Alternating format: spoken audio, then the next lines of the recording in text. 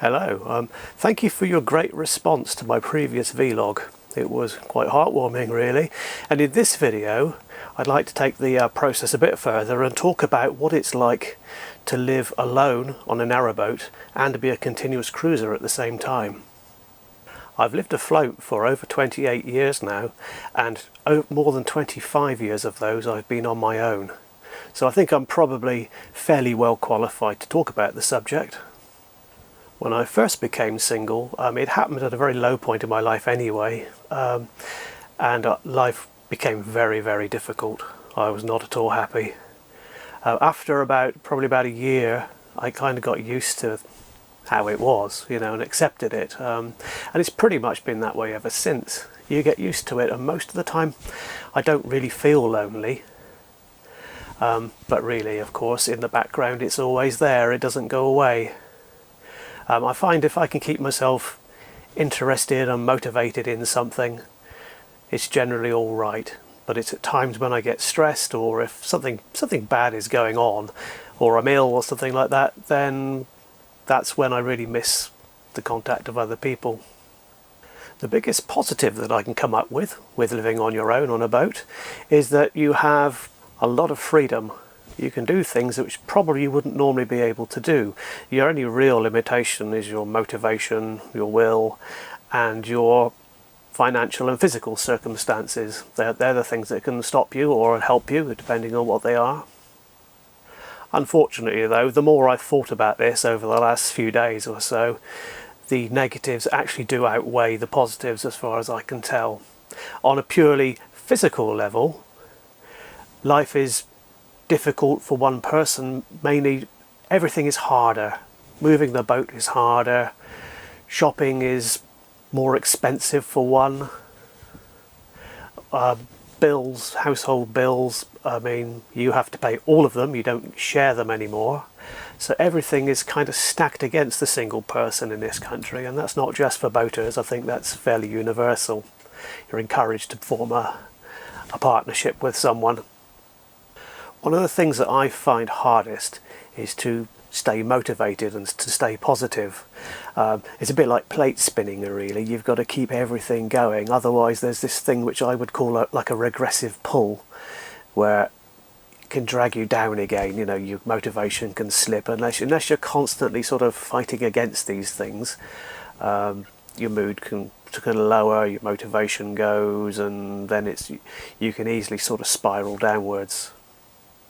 As I mentioned in my previous vlog, as a continuous cruiser, your network of friends or acquaintances can be very scattered.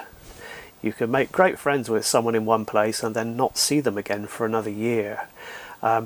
This makes it very difficult to form close friendships, even with people who live in houses, because you're going to be leaving the area sooner or later. And if your transport is a bit limited, like mine, it becomes very difficult to do that. Having said all this though, most of the time if things are going right, I am pretty happy, generally speaking, and that's why I throw a lot of my energy into the YouTube channel, because I like to keep the momentum going and to feel like I'm maybe moving forward. My ultimate dream, of course, is to be able to travel the canal system properly and make videos as I go. That's the much better than being tied down to one place. If someone was to offer me a permanent residential mooring free of charge right now, well, I guess I would probably take it. It would be common sense to, but I wouldn't like that. That's not really the way I want to live.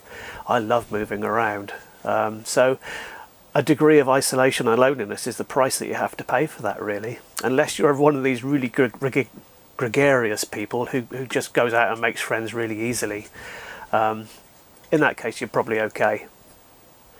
Winston Churchill once said, "When you're going through hell, the important thing is to keep on going."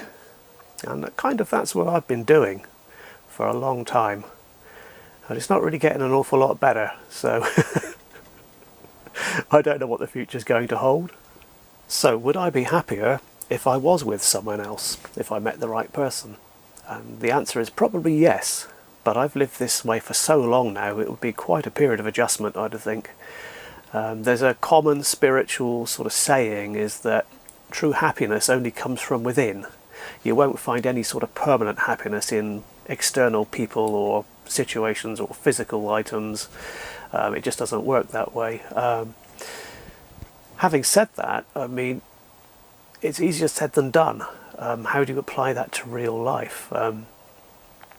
The answer, I guess, would be a practice of non-attachment. But again, that is very difficult to.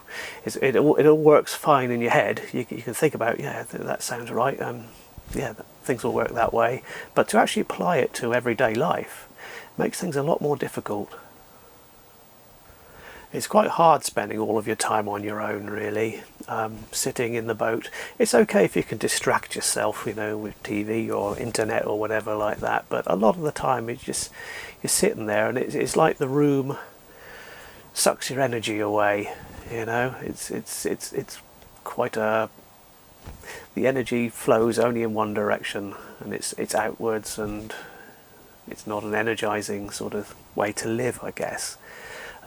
Much more dynamic when there's two people involved.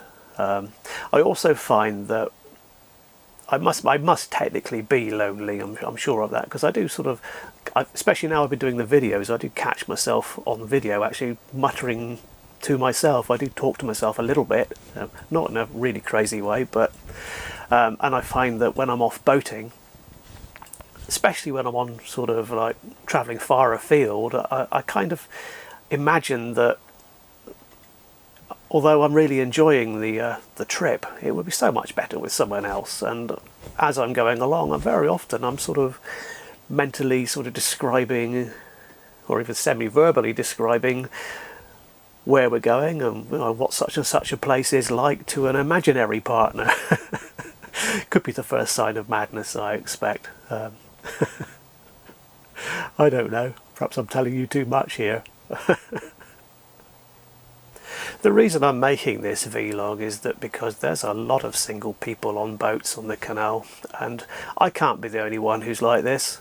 It must be quite common, really, especially for other men of my age.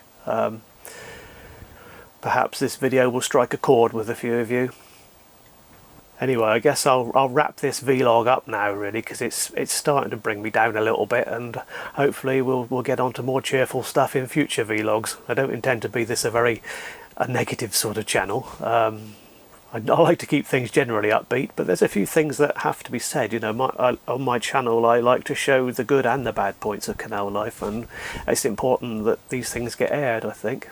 So anyway, thank you for watching, and hopefully I'll be back with a nice cheerful video next time. Bye.